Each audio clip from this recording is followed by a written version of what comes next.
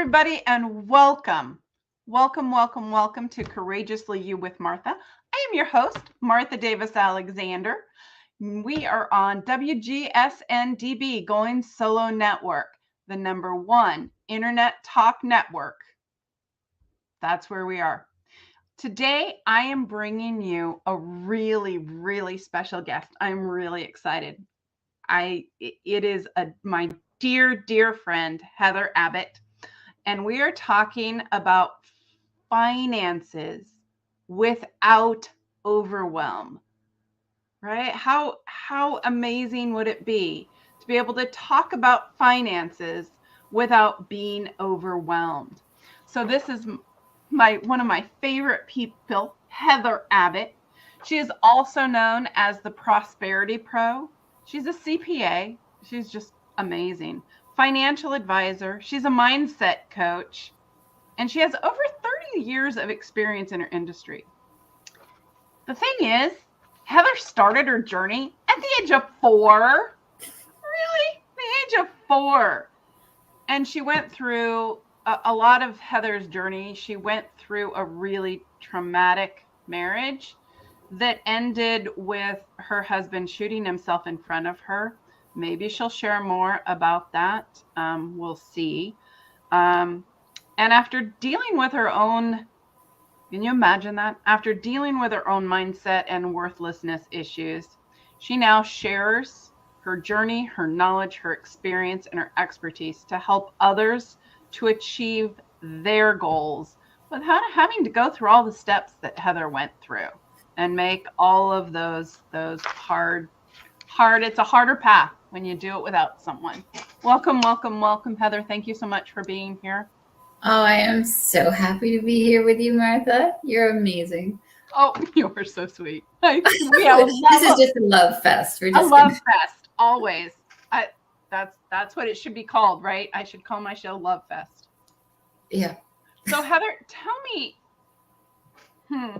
we're going to talk about talking about finances, right? Without overwhelm.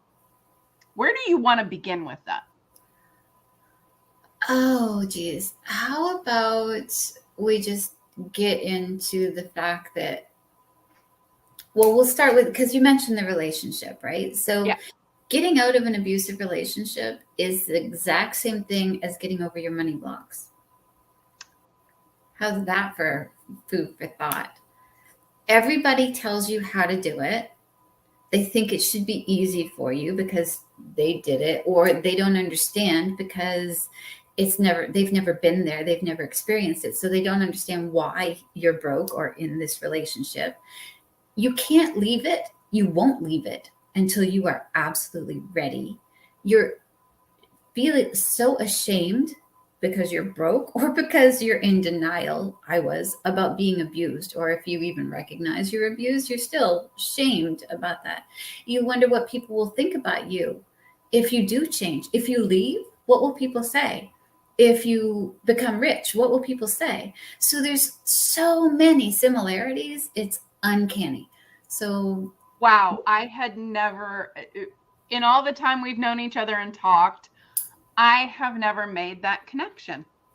Yeah, that was one of the downloads I got one night when I couldn't sleep on a full moon or new moon. Yeah, no, it is. It's uncanny how much they are alike. And they're both relationships. You have a relationship with your money. And whether you realize it or not, it can be toxic. Oh, isn't that true? And that's where overwhelm will come in, because you maybe have been taught that you're not good with numbers. It may be something that got passed down, especially for women. We have that, no, the man will take care of it sort of thing going on, which is a bad idea. And I know you're like, oh, but I don't want to know. I don't want to learn. Oh, it seems so hard. It doesn't have to be. I'm here to tell you, sweetie, it can be really, really simple. If you think about, if all you do is drive your car and your spouse takes care of everything, they put gas in it, they keep it running. If something happens to your spouse, how long is your car going to survive? Are you going to be able to drive it if you don't know how to put gas in it? Putting gas in is a really simple thing, but if you don't know how to do it, It can be overwhelming when you get to the gas pumps, but it's easy. It's like a little, all you do is this. You can be taught it in 5 minutes. Same with finances, right? You can be taught these important things in 5 minutes so that if the person who's taking care of the finances for you goes bye-bye and you're overwhelmed, because trust me, even if you don't like the person, you will be overwhelmed. I guarantee it. So death or divorce, either way, you're in overwhelm, and learning these basics at that point is not the time to do it. When your car is broken down on the side of the road, that's not when you should figure out, oh, now I should learn how to put gas in. Don't wait till then. Yo, that is so profound. You know, my dad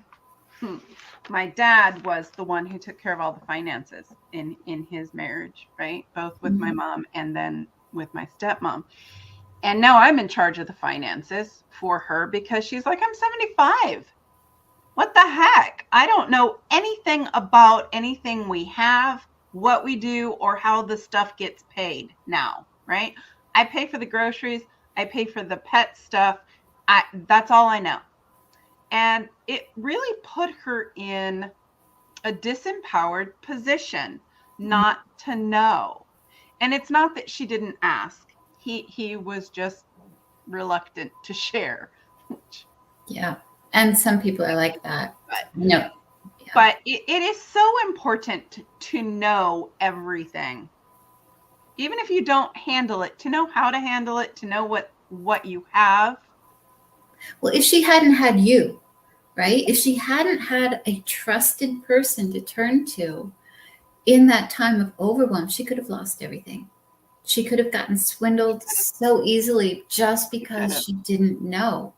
It's as simple as, and I love metaphors. It's as simple as if you go to put gas in your car, you pull up to a gas pump and you accidentally put diesel in instead of gas. She's done that. You just, she has done that. Good. Did her car work afterwards? It really wasn't. It cost us $800 or something, almost $1,000 to fix it. Yeah, right. And fix whatever the damage was from the diesel. Lack of knowledge is expensive. Yes, lack of knowledge costs a lot of money. Yeah, and can leave you stranded somewhere, right? Yeah. Like you don't have to learn everything there is out there, but if you don't know where to turn to get the basic information, it can be overwhelming just even looking for a book. And I know this because I was researching for doing a book proposal for my book, which would be the one that you would need, but I haven't written it yet. But she will, and she'll be back on the podcast to launch it. Don't worry. Yes, and that one is financial empowerment for women to understand and evaluate your finances and your financial advisor. So the outline's done. But even when I went on Amazon to research comparative books, I'm an accountant, financial advisor. I've been doing this for so many years. And I was like, oh my God, what are they talking about? Is that something I don't know? And I'd click on the description and be like, oh no, they're just saying it a different way. Oh no, I know that too. But it's just, there's so many out there. And if you get the wrong one and they're trying to teach you, like, again, to the metaphor, trying to how to change your oil rather than the fact that you need to know that you have oil that has to be checked and someone else can change it, you're going to get more into overwhelm. So you have to keep it based on your knowledge level. You need the very basics first. That was a fabulous analogy. I loved that analogy. Again, download. Because it is so true. Right? What you want to know is that you need oil for your car, which, by the way, when I was 16, I didn't know and cracked my block. Just saying. So when you don't know that, things happen, right? And who is there to tell you? Should have been somebody. Anyway. Or you should research it after you buy something, which I didn't do at 16. So, right, if you know that it has to happen, you don't have to be the one to actually do it. So you don't need directions in how to do it, because that would make me stop reading and not care at all, and I'd just crack another block. Or just, what do I need to do? What do I need to know in order to find someone, and what do I need them to do? right? What are my warning signs? What is it that I need them to do? Yeah. And I mean, if you want some tips on that, Oh, yes. yeah. Okay. Number one, okay, this isn't a plug because I'm not selling you anything, but on my website there is actually a free downloadable that is 3 steps to financial clarity. It's an overview of my system that you can actually use to do it. I have a method. It's like an unbudget. It just teaches you where all your money is going, exactly where it's going, and what you can and cannot afford. Okay, so hold Really on a second. I'm going to direct them to your website. So Okay. your website is www. hcabbott.ca, and Abbott is ABBOTT. So So again, that's www.hcabbott.ca for Canadian, for Canadian, because this is an international show today, Pete. My if you guess. put .com, you'll still get me, but it's an insurance website and you don't want to go there. Yeah, you want to do .ca, right? Yes. Or you can email Heather at heather.cga@gmail.com. Either way, you can get Heather. But if you want her downloadable, which I have and it's amazing, you need to go to www.hcabbott.ca. Okay, now go ahead. Okay, so that gives you clarity with the numbers. You'll know where your money's going, if you're wasting any of it, if you're not, if you're living within your means, if you're not.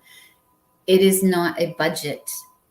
I hate budgets. They're useful. Don't get me wrong. I just personally dislike them because I feel I don't like the restricted feel of. Ugh. Anyway, we'll get off that. Now y'all know why I love Heather. So the other things you need to know. Number one, you need to know if there's a will, where it is. If there isn't a will, check out if a holograph will is legal in your area. And if you want to know more about that, look up my YouTube channel. Just search Heather C. Abbott with the C in there. You'll find it. Or search holograph will. It can be a free will, depending on where you live. If you do it properly, it may or may not be legal for you. Where I live, that's what the guy I was married to had, and it worked, and it was awesome, because without that, you are really, really being mean to the people you are leaving behind. You have no idea how nasty you are being if you don't get a will. This is just a stopgap. You should have a real will, but that's critical. If you do have one, the person leaving, anybody needs to know where it is. The executor should know where it is. You should have a list of your investments and insurances somewhere where the person can find them. Everybody should know what those are, where they are. Okay. The executor and the beneficiary should know about where those are. That's just basics in case. After that, you would also want to know, like, having a list of where all the investments are is really good. Also knowing who is the accountant, who does your taxes. Is there anything special that gets done with our taxes? Is there something that I need to know? Is there a second set of books somewhere? You know. Yes. I'm just kidding. It might be the case because there are some people out there ripping the government off, right? But those are things that people think they're protecting you with, but they're not, by leaving you in the dark. And I get it. Like the guy I was married to, he was very insecure because I am very educated and very smart. And I had a computer business. He did the work. He would not teach me how to do anything with the computer that he did because he thought it was like leverage to keep me around. So he would never teach me anything. And if that's the situation, if somebody is refusing to teach you, check out some other things, like go to some other people and ask them, maybe friends or somebody, what are the basics about handling the money? Because my system will help you with that part, because knowing the cash flow, knowing what you need, if you know who the accountant is, if an accountant is doing your taxes, you have every right to every bit of information that accountant has on your taxes. In fact, nobody else has a right to that information. So those are some tips that they can start with. And again, it's really basic. Also, bills. You need to know what the different bills are. And for credit cards, those are unsecured debt. Any unsecured debt, that just means that the credit card company doesn't have a claim on any specific asset to pay that off. Like a mortgage is a secured debt. They have a claim on your house. A car loan is secured by your car. They have a claim on your car. If there's unsecured debt and your spouse dies, you are not responsible to pay any of their debts. The estate is responsible for paying their debts. If there's no money in the estate, all of those unsecured creditors, bye-bye. So is that true everywhere? Is it Canada? Because no, that is unsecured debt. If it is different anywhere else, I have not heard of it. I know this is the case in the US and so Canada. If your name's not on it. So like if your name is not on it. In California, I'm wondering, because we have community property, right? And I did family law and estate planning. I hesitate on that one. So if you're in the state of California or in a community property state, check that out. Exactly. And if the person dies and you're in doubt about any of the bills that you need to pay, if there is a lot of debt and there's not a lot of money in the estate, consulting a lawyer is your best bet. Again, I am not a lawyer, but that is one thing that I have heard senior couples saying, oh, well, if he passes away, I'm going to have to pay off his credit card. And I'm like, not necessarily. It depends on where you are. Yeah, it depends on the laws in your area, but it is worth checking into because you may not have to pay any of that debt. Yeah, and that was true for my mom. My mom had a credit card debt when she died, and they just wiped it clean. Yeah. It was just gone. The day she died, it went. Cell phone provider too. He had just gotten a new cell phone, and that was. Oh, see, I had to work on my dad's cell phone. Well, see, that annoyed me. The phone bill was in his name. The phone bill was in my dad's name too, and I still had to work on it. Really? Oh, it different companies. These are just things for people to take note of and check into, right? Because really nobody's ever told you. You don't know what you don't know. In this case, you're like, oh, that might apply to me. So check it out. And you know what? It's always good, right? Take notes and check it out where you are. These are things that I mean, it worked in California with my mom. Since I'm on all my husband's credit cards, it wouldn't work for me. Well, also since I'm the chief spending officer at my household, that's a new title that I've gotten. I know you do not approve of that title. You're like, nope, we're gonna change that title. Just sending that energy out there. Heather is the one who keeps me grounded in my spending, is the way I'd like to put that. Grounded in my desire. I just remind you that you don't need some of the things. That's all. Yes. So we all need a Heather in our lives. We all need a Heather to say, do you really need that? And it has to be a friend. It can't be. My husband can't say that to me. Yeah, it has a different energy because it's not my money. And if you spend it, it doesn't affect me whatsoever. But I just have your best interests at heart. Yeah. Yeah. So I probably shouldn't energetically really like that chief spending officer as much as I do. Yeah. Anyway, sorry. That's okay. Yeah. Retail therapy. I'm going to get over that. So other therapy is better if you have a really cheap place to shop. Like you do. I know. I know. But you're not gonna taunt my people the way you taunt me with that. So what are your other tips? There was one that popped in my head, but then it popped right back out. It was for when you said your name is on your husband and your names are both on the credit card. You can tell me as far as you know there, because you would know this one. Here, say a house is in both names, our car is in both names. When the person dies, even a bank account, anything with both names on it, it automatically belongs to the other person. It is not part of the estate. Well, yes. In California, though, you have to title it as either community property or right or survivorship. So, okay. Husband and wife, whatever it is. You know what? And that's a great place for us to take our commercial break. We will be right back. You will see Heather and I still. We won't talk. We may dance. I for sure will dance. You know that. This is Courageously You with Martha. I am your host, Martha Davis Alexander. Excuse me, I always choke on the recovering attorney part.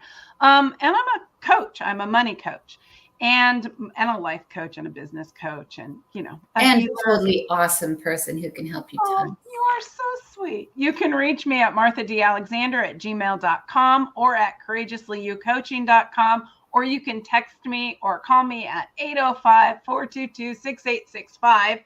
And our guest today is Heather Abbott. And again, you can reach her at heather.cga@gmail.com or at www.hcabbott.ca. Awesome. We will be right back after these important messages.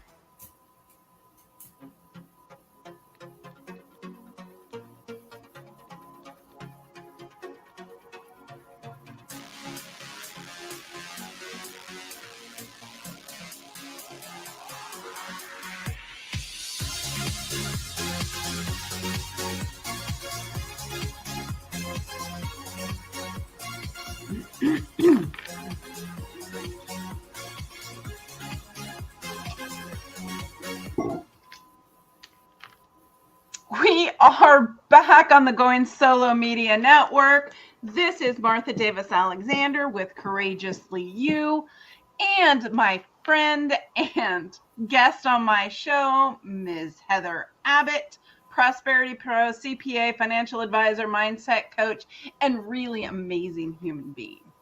And just so y'all know, she's sewing her own wedding dress, which I think takes up really chutzpah.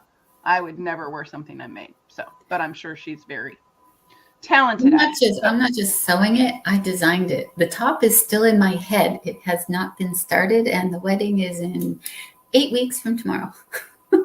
See, isn't she amazing? It'll happen because I know Heather. So we're talking finances without overwhelm. Finances without overwhelm. Why don't we take it a slightly different, just slightly different? Because we covered Sure. a bunch of tips in the first part there. So I was thinking, why don't we move on to like the true prosperity part? Yeah, let's do that. Talk. Okay, so when you think of true prosperity, I was saying it's wealth and joy, but it's also freedom. And another way to say that, so that it's very alliterative, is freedom, fun, and finances to get you fulfillment. Focus is also needed. So a lot of F's there. Good Freedom, F's. fun, focus, finance. Well, if you have money and freedom, but you don't have fun, you're not fulfilled. If you take away any one of those three, you're not going to be fulfilled. And to reach the fulfillment, even if you have the three, you need a focus. You need to know where you want to go, right? Absolutely true. If you don't have a goal, if I hand you a ball right now, toss you a ball from this coast to that coast, and I'm like, okay, hit the target. Your first question is, what's the target? The target? You have to have a target in life too. And it's not like, it doesn't have to be anything major. It doesn't have to be given a lot of thought. It takes an hour. 1 hour. You sit down alone with a pen and some paper, and you start brain dumping on what it is. And I like going at it from a positive point of view because I'm your eternal optimist. I can find the silver cloud and a silver lining in any cloud. So you're going to look at it from, you're on your deathbed, but you are super happy. You have people around you who love you, and you have had an amazing life, and you have achieved what you wanted. Why? What did you do? What happened that made you so happy?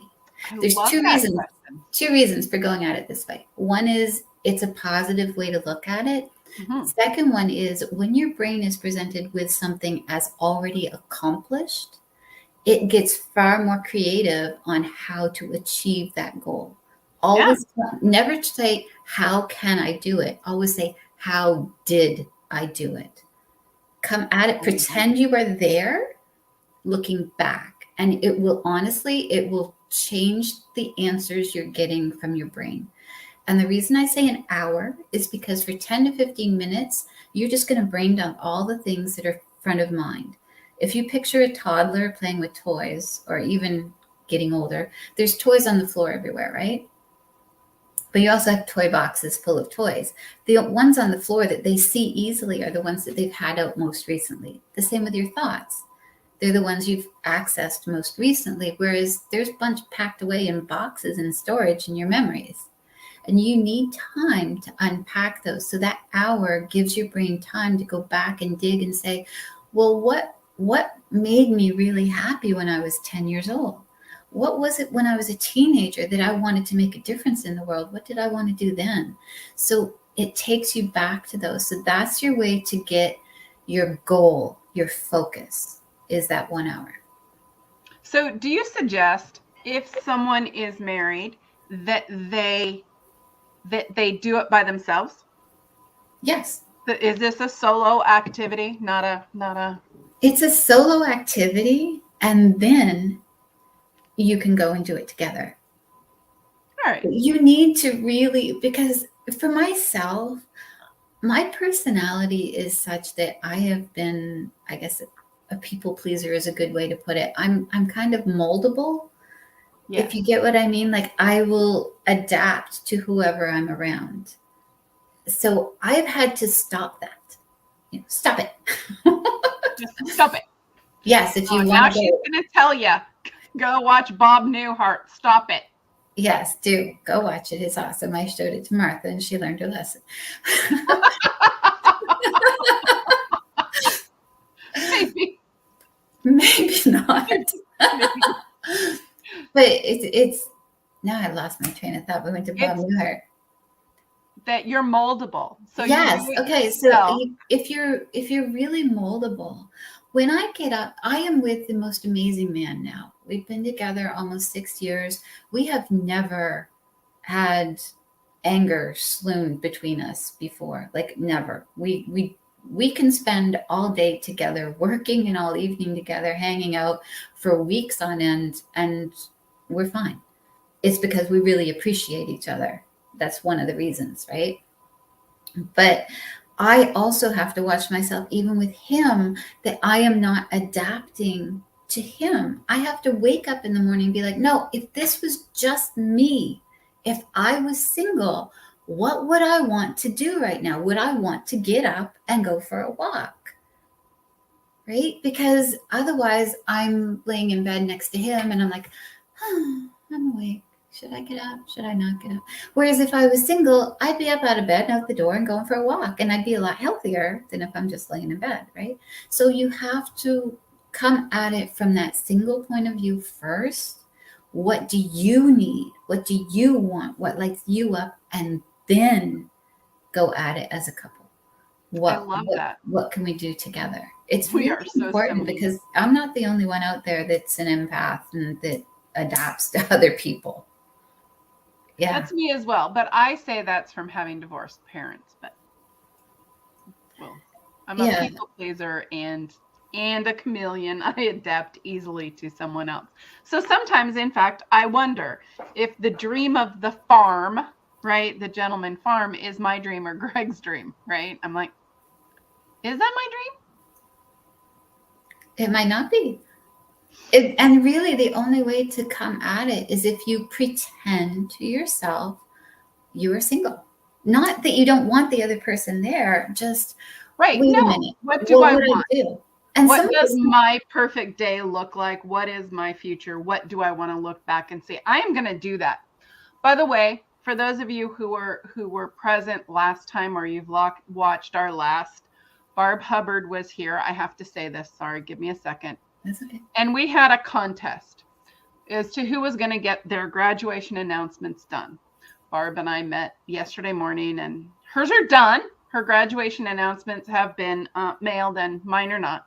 So Barb won. I'm just putting it out there. She gets the street cred for having won that challenge. Barb won the challenge. Okay. Back to you, Heather. Because what I was going to say was I love suggesting action steps for the audience, right? If you're listening to this, I want you to take action. I don't want you to just listen. I want you to have something to choose to do to move you forward in your life. So for me, one of the action steps I am going to take from you is I'm going to schedule an hour of my day this weekend, and I am going to do that exercise. It can be a fun exercise because you can. Yeah, I'm really looking forward to it. You can do it by a pool. You can do it going for a walk because you can record it, or you can try not to stumble as you're writing, but you can just have a voice recorder on, right, like on your phone. But yeah, it's relaxation time. Sit in a bubble bath with a glass of wine and pen and paper, and away you go. Those are all good ways. I'm going to sit right where I'm right now so y'all can picture it. And I'm going to write it. You don't want them picturing you naked in a bubble bath. Well, see, I wouldn't drink really, but thanks for suggesting it to them. Thank God they only see from here. Because that would be frightening. No, I want them to just picture me right here with my crystals writing that, and I will handwrite it because you get more free flow and you're in your subconscious when you're it is better. There is not on the computer. So, but that's what I am going to do. So, of the other things you mentioned, what other action steps What other choices do they have in action steps? Well, I'll give you a brief thing of what each of them is, maybe. For your fun, you have family, right? Family, friends. You have the things that light you up, which also requires an hour, because what are the things that bring you joy? You have to be in a good mood to do this exercise, because when you're in a bad mood, you cannot think of anything that makes you feel better, because you're in a bad mood and you're not vibrationally aligned with good things. Music is usually number one for most people. A good book might be as well, and that will get you out of it. When you're trying to get into a better mood, always realize your brain is a toddler. It is like a 2-year-old. You cannot say, stop playing with that. Stop thinking about that. It will not listen. It will throw a tantrum. What you have to do is distract it. Always. Yeah. Just like a toddler. Just like a toddler. It is. Except for me, it was a high schooler. Senior, actually, if you could hear her calling, Mom. No, it's Thursday. I have a gig right now. So I love that. So what's fun, right? That's what, yeah. What? An hour of what's fun. You could look up the will, right? What do you need for a holographic will? Because that's a really good thing to do. It's a really good thing to do. I did that before before we went and got one. We were going on vacation when my kids were little, and I just wrote out a holographic will of everything that I wanted to done, signed it. My husband signed it. We had witnesses, and it was a done deal for a number of years before we did it formally. So that's you have 5 minutes to live. Let's not let the government be in charge of what happens. Yeah. If you have some issues either way, trusting that a judge who doesn't know you is going to do what you want. There's a relative who's pretty close to you that you don't want to inherit everything. You might just think about that. Just saying. If you're recently single and you don't want your ex to have control over the kids' money, I'm just saying. There's some stuff that you might want to do. That is a really important one. That's probably my first choice. Second choice is know where everything is, right? Yeah. Just take one thing at a time. Pick one of these and come back. You can write a list. Pick one to do. Schedule the time to do it in your calendar and take that movement forward, so that you actually are moving forward in your life and you're taking the tips. Yeah. Yes, Miss. Because this is about doing things without overwhelm, and I have a habit of wanting everything done now, and then I get stuck sitting down watching TV because I'm overwhelmed and I don't know where to start. You're saying do only one at a time.